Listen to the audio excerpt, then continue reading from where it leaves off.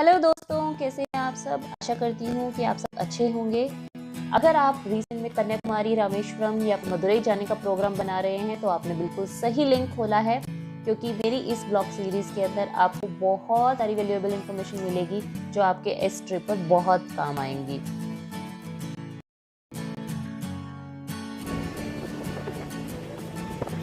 अंदर दो मंदिर, मेन मंदिर मीनाक्षी शिव मंदिर। पहले रामेश्वरम मंदिर के पीछे समुद्र है, समुद्र में पहले नहाए। हेलो मेरे प्यारे दोस्तों, मैं हूँ खुशी और आप देख रहे हैं हमारा channel leave love life. Friends, आज के इस ब्लॉग में मैं बात करने वाली हूँ हमारे रोड ट्रिप की, जो हमने प्लान किया था, जिसमें हम गए हैं मदुरई, रामेश्वरम और कन्याकुमारी। इस ब्लॉग के अंदर आपको बहुत सारी ऐसी डिटेल्स मिलने वाली है जिससे आपको, अगर आप प्लान कर रहे हैं ऐसा ट्रिप, तो बहुत बेनिफिट होगा। जैसे कि आपको कब जाना चाहिए, कौन सा सही मौसम है वहाँ जाने का, आप कैसे कैसे उसका प्लान बना सकते हैं, वहाँ पर कौन कौन सी जगह आप घूम सकते हैं, अप्रॉक्सीमेट आपका बजट क्या रहेगा, और आप अपने उस बजट को अगर रिड्यूस करना चाहते हैं या फिर ये प्लान अपने बजट में बनाना चाहते हैं तो उसके लिए आप क्या करें, कौन कौन सी एकोमोडेशन आप चूज़ कर सकते हैं, और वहाँ पर जाकर आपको किन किन चीज़ों का ध्यान रखना है, पैकिंग में किन किन चीज़ों का ध्यान रखना है, किस किस लोकेशन को आप एंजॉय कर सकते हैं, कौन कौन से पॉइंट्स आप चूज़ कर सकते हैं, बच्चों के साथ आप कैसे फ़न कर सकते हैं, ये सभी डिटेल्स मैं आपको इस वीडियो में बहुत अच्छे से देने वाली हूँ। इस वीडियो को आप स्टार्ट से लेकर एंड तक ज़रूर देखना। हमारा ट्रिप बहुत ऑसम रहा था। ये जो हमारा ट्रिप था, ये हमारा 4 नाइट्स एंड 5 डेज़ का ट्रिप था, जो कि बहुत अच्छा रहा। इस ट्रिप की जर्नी हमने यहाँ बेंगलोर से शुरू की थी। हम कुडलू में रहते हैं यहाँ पर, तो हमने यहाँ से अपनी जर्नी शुरू की है और यहाँ से हम पहले गए हैं मदुरई, फिर गए हैं हम रामेश्वरम और फिर गए हैं हम कन्याकुमारी। तो इस ब्लॉग के अंदर मैं आपको बताने वाली हूँ कि हमने कहाँ पर कितने दिन स्टे किया और हमने वहाँ पर क्या क्या विजिट किया और कैसे कैसे फ़न किया। तो इस वीडियो को बिल्कुल एंड तक देखिएगा, और अगर पसंद आए तो लाइक कीजिएगा, कमेंट कीजिएगा, और कोई और इन्फॉर्मेशन चाहिए होगी तो उसके लिए भी आप मुझे कमेंट करके पूछ सकते हैं। तो चलिए शुरू करते हैं हमारा वीडियो।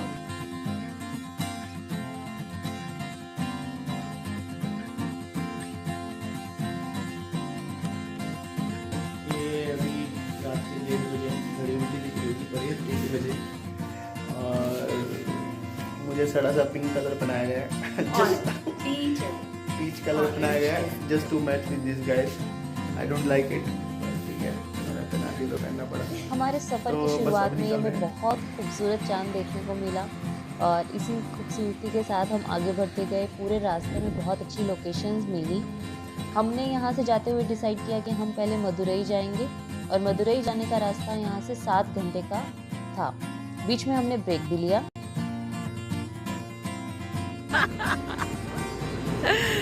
तो ड्राइवर चेंज होने का टाइम आ गया है। मॉर्निंग हो गई है। मॉर्निंग हो गई है। रात को निकले थे 1 बजे, पौने 2 बजे निकले थे। बज गए हैं 6 बज गए हैं। 4 घंटे हो गए। हाँ वही 6 बजे। नॉन स्टॉप चले। जरूरत लगी भी नहीं रुकने की। पूरा रास्ता बहुत बढ़िया था। ये पूरे रास्ता एंजॉय किए इन्होंने। मैंने भी झपकी ली।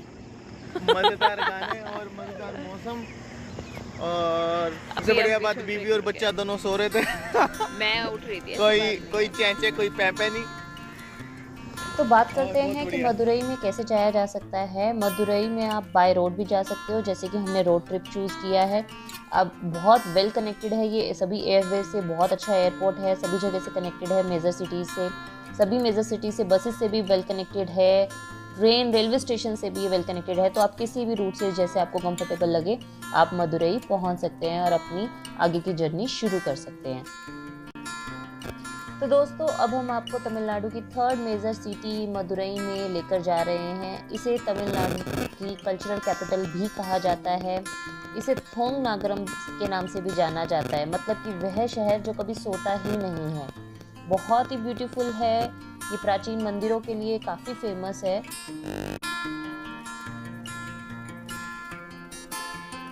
तो हम लोग मदुरई पहुंच चुके हैं और अभी हम जा रहे हैं कोडुल अजगर टेम्पल।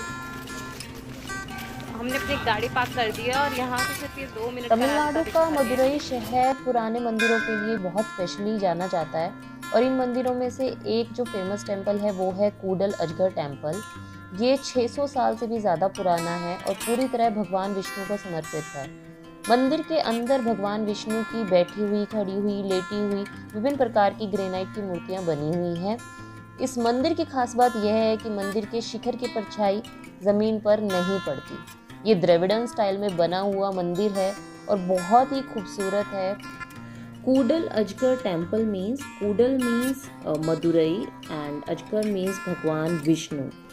यहाँ पर विष्णु जी के दशावतार की प्रतिमाएं भी हैं, जैसे कि मत्स्य अवतार, कश्यप अवतार, वराह अवतार, नरसिंह अवतार, वामन अवतार, परशुराम जी का अवतार जो भगवान विष्णु जी ने लिया था, राम अवतार, कृष्ण अवतार, बुद्ध अवतार एंड जो कल्कि का अवतार कहा जाता है कि जो भगवान विष्णु कलयुग में लेंगे, उन सभी अवतारों की यहाँ पर प्रतिमाएं बनाई गई।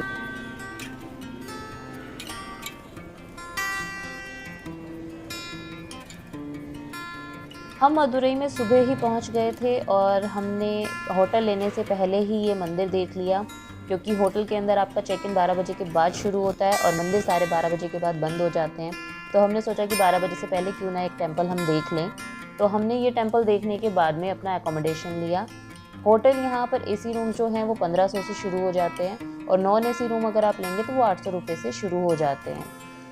ये मंदिर देखने के बाद में हम लोगों ने लंच किया और उसके बाद में अपने होटल में जाकर हम लोगों ने अच्छे से रेस्ट किया, क्योंकि हम काफ़ी लंबी जर्नी कर तो आए ही थे और उसके बाद हमने शाम को घूमना भी था।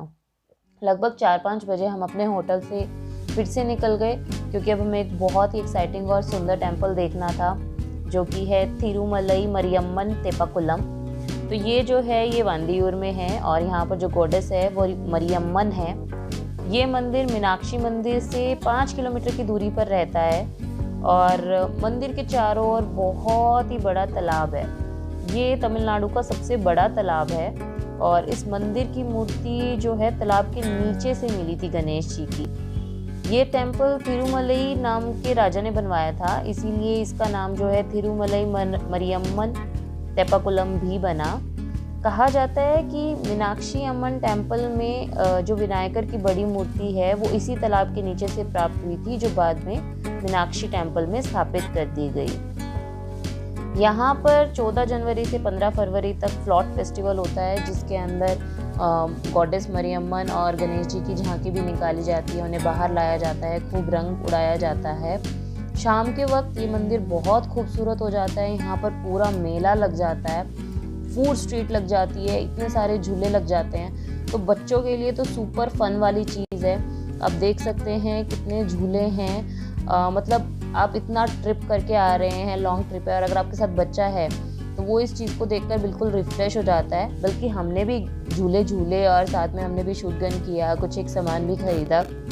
फूड स्ट्रीट में बहुत एंजॉय किया। नई नई तरीके की चीज़ें हैं यहाँ पर।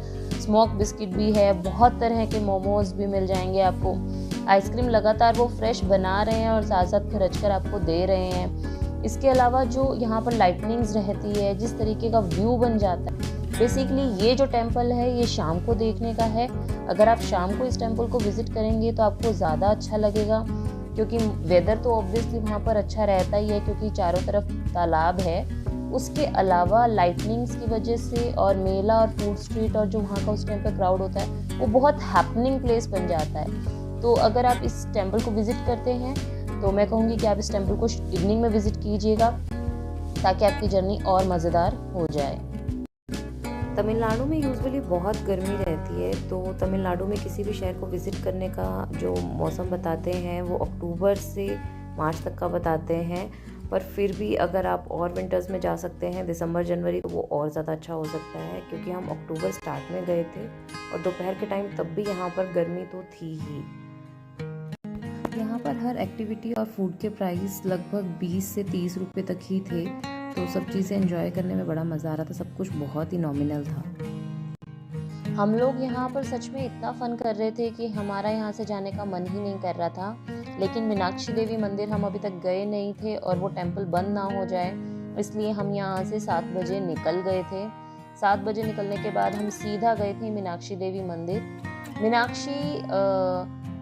मीनाक्षी अम्मन टेम्पल में जो सबसे पहली प्रॉब्लम हमें आई थी वो थी पार्किंग की, क्योंकि वहाँ पर इतना ज़्यादा क्राउड था और पार्किंग ढूंढना और अंदर जाना उसमें थोड़ा सा प्रॉब्लम था। पार्किंग स्पेस आपको मिल जाता है, लेकिन वहाँ से आपको काफ़ी चलकर अंदर तक जाना पड़ता है।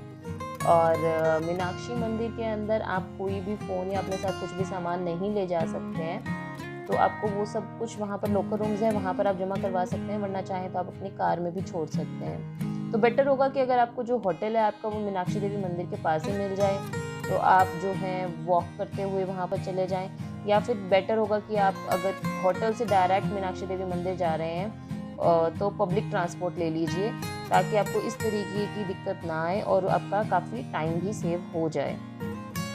तो हम जब मीनाक्षी मंदिर पहुँचे, वहाँ पर आपको लाइन लगी हुई थी, मंदिर के अंदर लाइन लगी हुई थी। वहाँ पर उससे पहले पर्ची कटती है। आपकी जो पर्ची है एक 50 रुपये की पर्ची कटती है और एक 100 रुपये की पर्ची कटती है। तो बेसिकली इस मंदिर में 2 श्राइन हैं। एक में पार्वती माता यानी कि मीनाक्षी देवी का मंदिर है, और एक में शिवजी भगवान यानी कि सुंदरम जी, क्योंकि मीनाक्षी देवी जी इतनी सुंदर थी कि उनको पाने के लिए, उनसे शादी करने के लिए शिवजी भगवान ने बहुत ही सुंदर रूप धारण किया था, जिसके लिए इनको यहाँ पर सुंदरम भी कहा जाता है।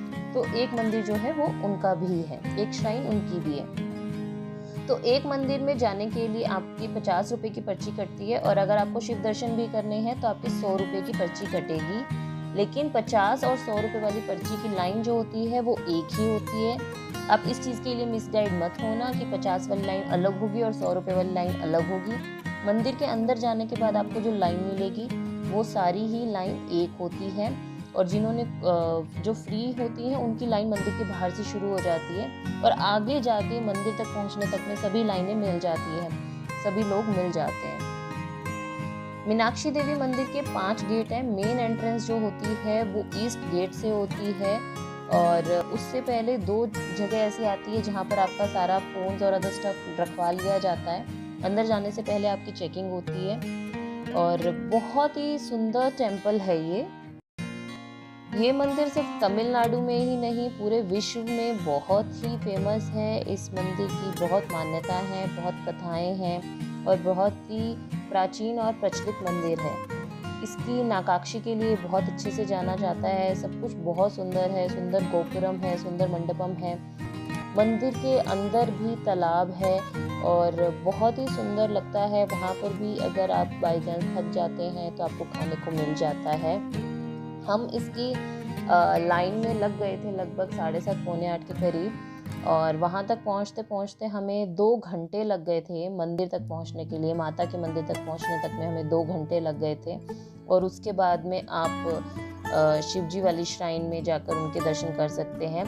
बीच में जैसा कि मैंने आपको बताया कि वो जो गणेशा की मूर्ति थी वो आपको जब आप माता के मंदिर के दर्शन के लिए जाते हैं तब बीच में ही दिख जाती है, बहुत बड़ी गणेशा जी की मूर्ति। तो आप उनके दर्शन भी वहाँ पर साथ साथ कर लेते हैं। तो बहुत ही अच्छा एक्सपीरियंस है सभी टेम्पल्स को विज़िट करने का, और बहुत ही अच्छा लगा बेसिकली।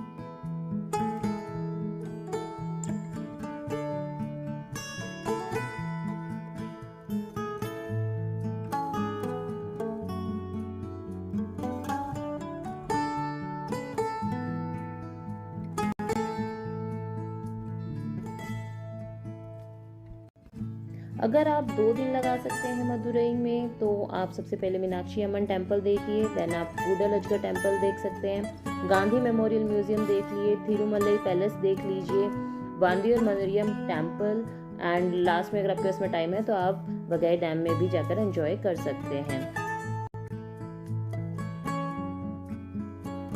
हम लोग मदुरई में एक ही दिन रुके थे, और मीनाक्षी टेम्पल देखने के बाद में हमने डिनर करके अपने होटल में जाकर आराम से रेस्ट किया, क्योंकि सुबह हमें रामेश्वरम के लिए निकलना था। इसके नेक्स्ट एपिसोड में इस ब्लॉग सीरीज़ के अंदर मैं रामेश्वरम के बारे में आपको अच्छे से एक्सप्लेन करने वाली हूँ, एंड देन उसके बाद में हम कन्याकुमारी भी घूमेंगे। तो हम बहुत सारी इन्फॉर्मेशन इस ब्लॉग सीरीज़ में लेने वाले हैं, तो आप इस ब्लॉग सीरीज़ में बने रहिएगा और सभी एपिसोड्स को अच्छे से देखिएगा। अगर आपको पसंद आए तो मुझे कमेंट करके ज़रूर बताइएगा। Thanks for watching live love life.